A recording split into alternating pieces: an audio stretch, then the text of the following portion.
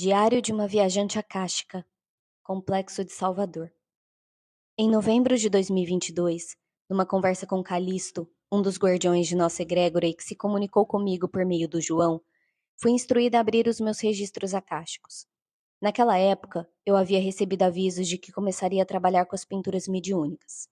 Porém, sem acesso a um professor ou orientações diretas na matéria, sentia-me muito insegura quanto ao início do trabalho, em particular pela preocupação que sempre tive de trazer as informações e as energias com total respeito àquele que as recebe. Calixto me disse que, quando pequena, eu tinha pintado uma de minhas vidas aqui, uma vida que precisava de cuidado. Chama a atenção para o fato de que o João não sabia que eu guardava os desenhos que tinha feito desde 2009. De fato, havia o rosto de uma mulher naquela pasta. Uma das poucas vezes em que senti de desenhar algo que não fosse um exercício de cópia, prática bastante comum para o treino nas artes plásticas. Em 15 de novembro de 2022, acessei os meus registros akáshicos e fui guiada por Shankar, na presença de Ashtar e Akira, todos os três sempre muito presentes. Sakura, como me foi repassado, era uma mulher de cabelos negros, lisos e compridos, pele branca, olhos de um azul claro com leves toques de lilás. Ela se vestia com um belíssimo kimono cor-de-rosa. A paisagem revelava um Monte Fuji e muita neve, um espaço em branco que parecia ser de outro mundo. Havia uma construção similar a um castelo, um estilo japonês bem antigo, com decorações em ouro e construções de madeira. Tudo muito ornamentado e bonito. Muitas pessoas viviam ali dentro, e eu era a filha do senhor daquele lugar. Eu era feliz, ou acreditava ser feliz. Gostava de onde estava. Era amada pela minha família, pelos meus pais e pelas pessoas do lugar. A doçura em meus olhos derretia os seus corações. Até que certo dia, um homem chegou. Alguém vindo de fora, com uma energia densa, escura e negra. E ali começou o meu desvio, quando percebi que nem mesmo a minha doçura tocava o seu coração. Muito foi trazido acerca deste homem. Havia inveja dentro dele. Não admiração, como quando sonhamos em ter algo que outra pessoa também conquistou. Inveja é quando queremos o que o outro tem enquanto ele fica sem. Um busca lugar de igualdade, o outro deseja ocupar o mesmo lugar. Aquele homem queria o que eu tinha, desde os bens materiais até a admiração e o amor das pessoas.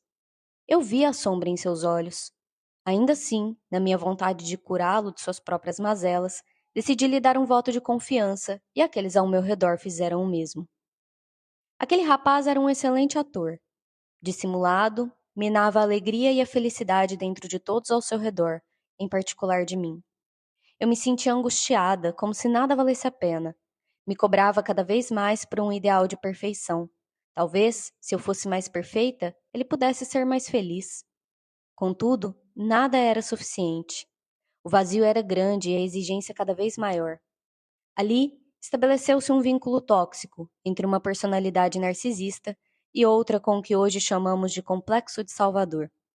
E pode ser que esta seja uma das maiores feridas daqueles que se tornam terapeutas, a sensação de ser responsável pela cura do outro. Quanto mais eu permanecia ali, mais o meu coração ficava apertado, mais eu guardava tudo dentro de mim. Às vezes, no silêncio da noite, as lágrimas escorriam pelo meu rosto, mas eu não me permitia falar ou demonstrar. Ninguém poderia ver ou saber como eu me sentia. Ninguém entenderia e nem precisava carregar um fardo que eu acreditava ser meu, ainda que não o fosse. Eu fui enganada. Não por ele, e sim pela minha própria mente e imaturidade. Eu o amei sem saber que aquilo não era amor, pois vinha de um lugar de falta, escassez e solidão. Eu conseguia sentir compaixão por ele. No entanto, não conseguia senti-la por mim. Parte minha deixava que ele fizesse o que quisesse, porque tinha a esperança de que um dia ele veria a luz. O meu ideal até poderia ser considerado nobre. Entretanto, a busca pela salvação dele fez com que eu me perdesse no processo. Ele estava envolto nas próprias sombras, e eu jamais poderia tirá-lo de onde ele estava. Em verdade, eu me deixei ser arrastada por ele para esse lugar. Eu assumi uma missão que não era minha e que eu jamais conseguiria cumprir, pois aquele homem gostava de estar ali, no escuro, nas sombras. Ele não desejava salvação. O fim da história foi ainda mais trágico. Eu deixei que as coisas seguissem ao ponto de me casar com ele. e depois morri em suas mãos com um punhal no coração. A morte física foi apenas o ponto final de uma vida em que o meu amor próprio, a minha autoconfiança, a minha felicidade e a minha alegria já tinham sido destruídos e minados há muito tempo. O ódio no coração desse homem era grande e a minha existência era uma afronta à sua dor. No final, não era sobre o que eu tinha ou as relações que eu mantinha, e sim sobre algo em minha essência que ele não conseguia ver dentro de si. Olhar para aquilo era doloroso. Seria como admitir que a única responsabilidade pela sua infelicidade era dele e não do outro. O momento de minha morte foi o único em que me permiti chorar e demonstrar vulnerabilidade pela primeira vez na frente de alguém. Talvez uma parcela de mim ainda pensasse que aquilo poderia lhe oferecer algum tipo de redenção. Eu via a dor dentro dele, profunda, mas nem eu nem ninguém poderia alcançá-lo ali. Eu ficava triste em pensar que alguém poderia sobreviver naquelas condições.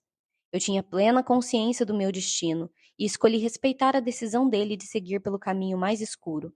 No meu coração, não valeria a pena viver se eu não pudesse ajudá-lo a se livrar de tanta escuridão, dor e tristeza. Eu morri jovem demais. Ele conseguiu tudo o que queria: dinheiro e posição social, além de privar o mundo da beleza, da energia e da pureza que eu tinha. Como resultado, eu me anulei inúmeras vezes para que essa pessoa assumisse o centro do palco, num papel que nunca foi seu. E a verdade é que ele sempre pareceu grande demais, forte demais, mas isso não passava de ilusão. Em verdade, essa pessoa era pequena, frágil, e só tinha o poder que eu lhe dava. Um poder que sempre foi meu. Eu fui atraída até este ser pela energia que carrego, porque havia ali uma grande necessidade de transmutação. Todavia, hoje eu compreendo que existem inúmeras formas de se fazer isso, ainda que seja apenas com a minha presença. Ir além dos meus próprios limites me fez definhar com o tempo, perdendo energia. Os aprendizados que tive com aquela experiência foram duros e profundos. No fim, não se tratava da dor ou da necessidade dessa pessoa. Tratava-se do meu posicionamento e das minhas escolhas. Eu aprendi ali que o outro é um universo inteiro dentro de si. E assumir a responsabilidade pela vida ou pelas escolhas de outra pessoa é me colocar num papel de arrogância, em que acredito saber mais do que o outro. A mim, cabe o desenvolvimento de limites saudáveis, o entendimento de que o outro tem o direito de cometer as próprias falhas, e as únicas bagagens que devo carregar são as minhas. Muitas vezes, nós nos colocamos num papel de vítima porque nos recusamos a assumir a responsabilidade pelas nossas escolhas e posicionamentos. Em nenhum momento ele me obrigou a permanecer onde eu estava. Eu fiz esta escolha. E o problema daquele que se vê como um salvador é que, no final das contas, ele não salva ninguém, sequer a si mesmo. Calixto me trouxe com esse resgate uma importante lição. Cuida do teu caminho. As sombras do outro são apenas o reflexo do que a sua alma deseja curar dentro de si. Gratidão.